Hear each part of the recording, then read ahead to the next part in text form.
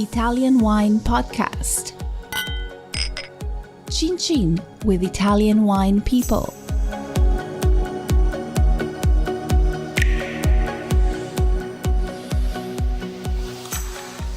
Hello, this is the Italian Wine Podcast. My name is Monty Waldin. My guest today is Franco Massolino from the Vigna Rionda estate in Serralunga d'Alba in the Langhe region of Piedmont in northern Italy. Welcome. Thank you very much. Tell us which wine you brought with you today. So today we thought to introduce one of our most important label. It's a single vineyard of Barolo. It's the most important, the most precious of our single vineyard. That is Vigna Rionda, for sure one of the most famous single vineyard of our village. Okay, and what makes it so special?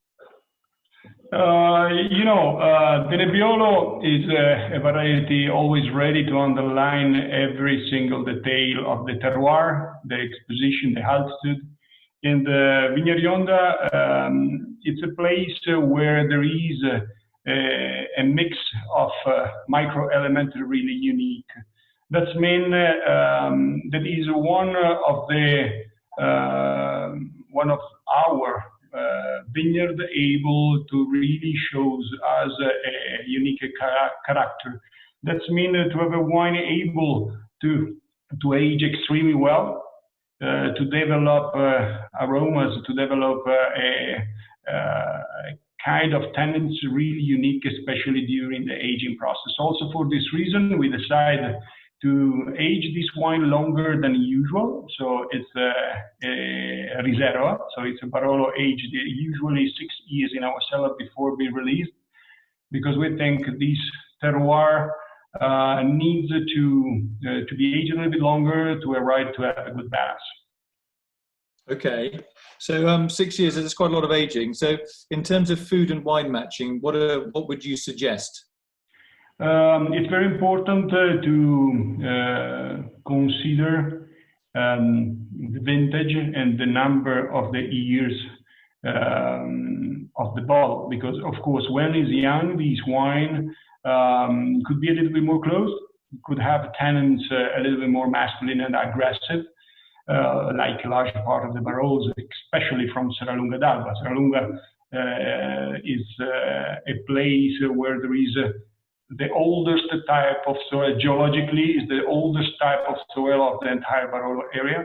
That's meant to have a lot of calcareous terroir, very compact, poor in organic substances. So if you're looking for a Barolo with a great potential of aging process, probably Serralunga d'Alba is one of the best places. And Vigna Rionda, for our state, in our vineyards, is certainly our first choice under this point of view. So when it's young, this wine is often a little bit closed, and the tannin, like I told you, a little bit more masculine. That's mean to have support to enjoy this wine.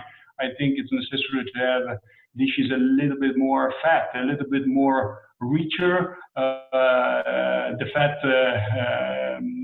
allowed us to taste better these tannins that usually need more evolution. So I think, for example, I'm thinking about steaks of pork or some dishes like the ossobuco dishes, very rich and very, very intense. With the aging process, these tannins became to be more round, became to be more approachable and more elegant. So also in the dishes, we can have dishes a little bit more delicate.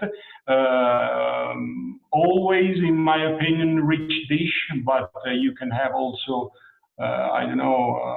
dishes like a game, like a meat, red meat, or also, in my opinion, these wines with the good aging process.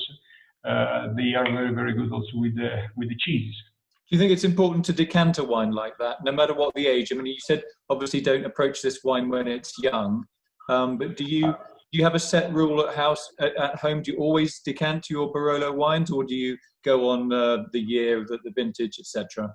I prefer usually to open the bottle, if it's possible, a couple of hours before. Certainly, often is not easy because all of us often has not a lot of time. But if it's possible, I think it's the best solution because give the possibility to the wine to breathe, but to breathe in a very comfortable way, in a very slow way. So imagine a bottle like this bottle that is closed. I don't know. This wine is vintage 2011, so it's only 9 years. Old and was bottled only 5 years ago. So it's not so long time. But if we speak about a bottle that is 15 years old or 20 years old, I think they are wine also very delicate. And if it's possible to permit them to breathe with calm, I think it's the best solution to develop the aromas in the best way. Okay, I got a final question. Somebody tells you tomorrow that you can never work in the wine industry again. You must find a completely new career, a new job, and you can live anywhere in the world and do it. What would you choose? This is a good question. I think I consider myself and I consider the people that are doing our job one of the most lucky person in the world because we have a possibility to make something unique and to introduce in the market something that is that represents really our personality. I think this is magic. So honestly, I have not idea if I have to do something else. What I can do, I don't know. Honestly, I don't know. Also because my family produced wine since the end of 19th century. So plus than 120 years ago, my great-grandfather began to produce wine, and generally speaking, generation after generation, we were more or less. We had more or less no choice so to follow, to take care of our family business. But today, I'm really very, very happy because, like I told you, it's really a job that has something magic inside. Yeah, you come across as somebody that's very happy in his skin. You love your work, you love your play, you love your food, you love talking, and you speak very clearly. And you're an entertaining guy, very, very, very funny guy.